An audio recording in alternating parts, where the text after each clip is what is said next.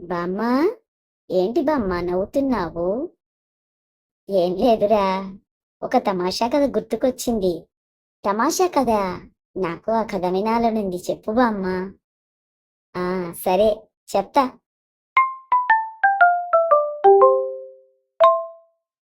అదొక పల్లెటూరు.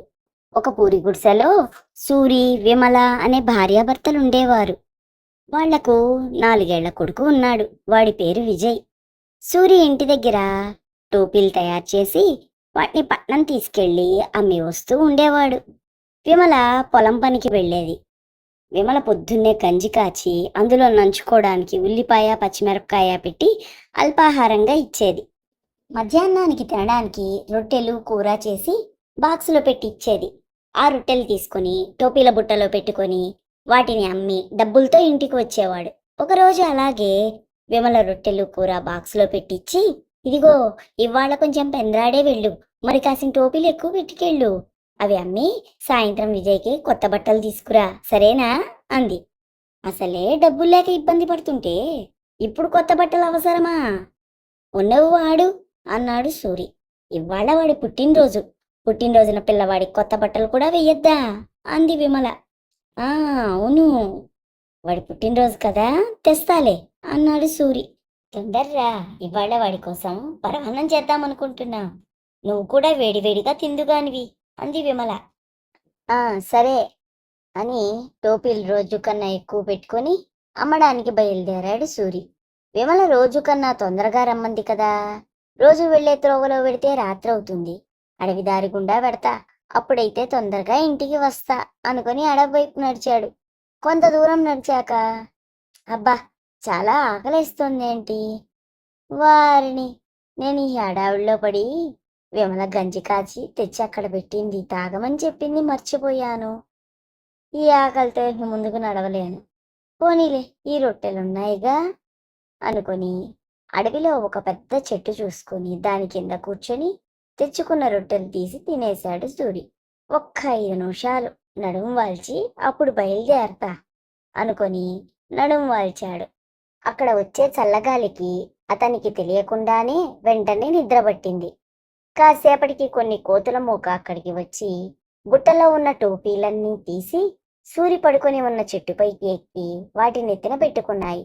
కోతుల అరుపులకు సూరికి మెలకువ వచ్చి కళ్ళు తెరిచి చూస్తే చెట్టుపైన కోతులు టోపీలు పెట్టుకుని కూర్చొని ఉన్నాయి. ఆ అని ఆశ్చర్యపోయి బుట్ట వంక చూశాడు. ఒక్క టోపీ లేదు, కానీ అందులో అరటిపళ్ళు కనిపించాయి. ఇవెక్కడివి అనుకొని, ఈ తొంటరి కోతులు అవి తెచ్చుకున్న అరటిపళ్ళు ఇందులో పడేసి నా టోపీలు తీసుకున్నాయి, కానీ ఆ టోపీలు ఎలా తీసుకోవడం?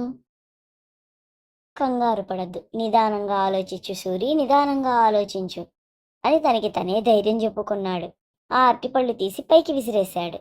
అవి వాటిని పట్టుకొని చక్కగా తిన్నాయి. ఆ, తినేశారా, నా టోపీలు ఇవ్వండి అన్నాడు.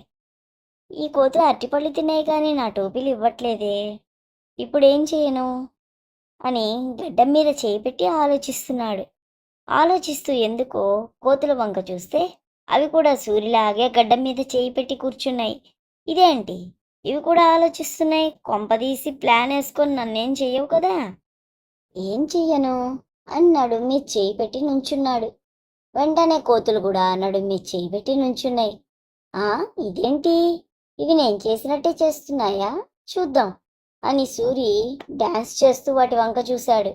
వెంటనే అవి కూడా నుంచొని నడుం అటు ఇటు తిప్పడం మొదలుపెట్టాయి. ఆ, ఇవి నేను చేసినట్టే చేస్తున్నాయి, నాకు ఒక ఐడియా వస్తుంది, ఉండండి మీ పని చెప్తా అని ఒక చేత్తో తన నెత్తి మీద టోపీ తీసి పట్టుకున్నాడు. కోతులు కూడా వాటి టోపీలు తీసి పట్టుకున్నాయి. సూర్యు టోపీ కిందకి పడేశాడు. వెంటనే కోతులు కూడా టోపీలు క్రిందకి పడేశాయి. సూర్యు టోపీలు ఏరడానికి ముందుకు రాగానే కోతులన్నీ పారిపోయాయి.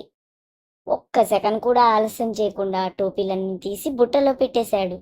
సూర్య మజాక అని నవ్వుకుంటూ తట్టనెత్తిన పెట్టుకొని పట్నానికి వెళ్ళి టోపీలన్నీ అమ్మసాగాడు సూరి. ఎప్పుడూ అమ్మేదానికన్నా 2 రూపాయలు ఎక్కువ పెట్టి అమ్మాడు. అయినా సరే అందరూ బయట ఎండ తీవ్రతకి సూరి చెప్పిన ధరకే టోపీలు కొన్నారు. బుట్ట ఖాళీ అయిపోయింది, చాలానే డబ్బు వచ్చింది అనుకొని కొంత డబ్బు దాచుకొని మిగతా డబ్బుతో పిల్లవాడికి బట్టలు, టోపీలు కుట్టడానికి కావాల్సిన సామాన్లు కొని ఇంటి దారి పట్టాడు. ఇంట్లో విమల ఇంకా ఈయన రాలేదే అనుకుంటూ పరవాన్నం కాచింది. ఈ లోపల సూరి రానే వచ్చాడు. వెంటనే పిల్లాడికి కొత్త బట్టలు వేసి ముగ్గురు కలిసి పరవాన్నం తింటూ సూరి అడవిలో జరిగిన తమాషా అంతా చెప్తూ ఉంటే అందరూ కలిసి సరదాగా గడిపారు. సూపర్ బామ్మ. సూపర్. కోతుల్ని భలే మస్కా కొట్టిచ్చాడు కదా సూరి. నచ్చిందా? పద, అన్నం తిందాం.